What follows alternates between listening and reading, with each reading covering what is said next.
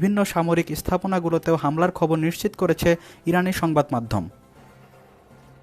Reuters ও CNN নিশ্চিত করেছে এই হামলা ছিল ইসরায়েল ও যুক্তরাষ্ট্রের যৌথ সামরিক অভিযান।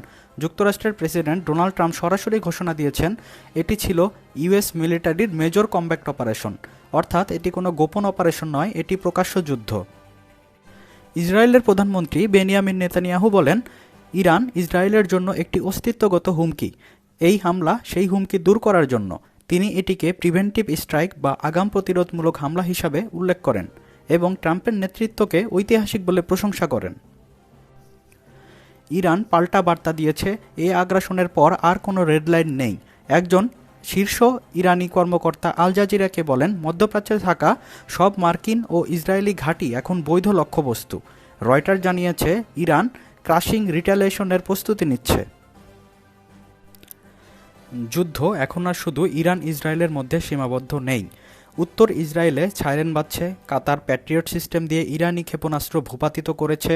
বাহরাইন জানায় US navy 5th fleet headquarter লক্ষ্য করে হামলা চালানো হয়েছে। সংযুক্ত আরব আমিরাতের আবুধাবিতে বিস্ফোরণের শব্দ শোনা গেছে। কাতার, কুয়েত, ইউএই, ইরাক সবাই আকাশসীমা বন্ধ ঘোষণা করেছে। মিডল ইস্ট এখন কার্যত যুদ্ধ অঞ্চলে পরিণত হয়েছে। ইসরায়েলের সব বিমানবন্দর বন্ধ ঘোষণা করা হয়েছে। জনগণকে বোমা আশ্রয়কেন্দ্রে যেতে নির্দেশ দেওয়া হয়েছে। কাতারের US embassy shelter in place ঘোষণা করা হয়েছে। তেহরানের যোগাযোগ বিচ্ছিন্ন, আতঙ্ক ছড়িয়ে পড়েছে। বিবিসি জানায়, লাখ লাখ সাধারণ মানুষ সরাসরি এই যুদ্ধের মধ্যে আটকে পড়েছে। এই যুদ্ধ হঠাৎ শুরু হয়নি। কয়েক দশকের পারমাণবিক বিরোধ কূটনৈতিকভাবে সমাধান করার চেষ্টা হিসাবে এবং এই অঞ্চলকে অস্থিতিশীল করতে পারে এমন সামরিক সংঘাত এড়াতে ফেব্রুয়ারিতে যুক্তরাষ্ট্র ও ইরান আবার আলোচনায় বসে।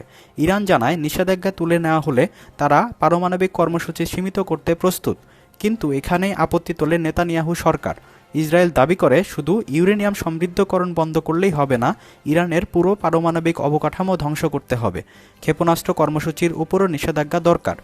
ইরান এই দাবি প্রত্যাখ্যান করে এবং স্পষ্ট জানিয়ে দেয় কর্মসূচি কর্মসূচি তাদের আত্মরক্ষার অধিকার।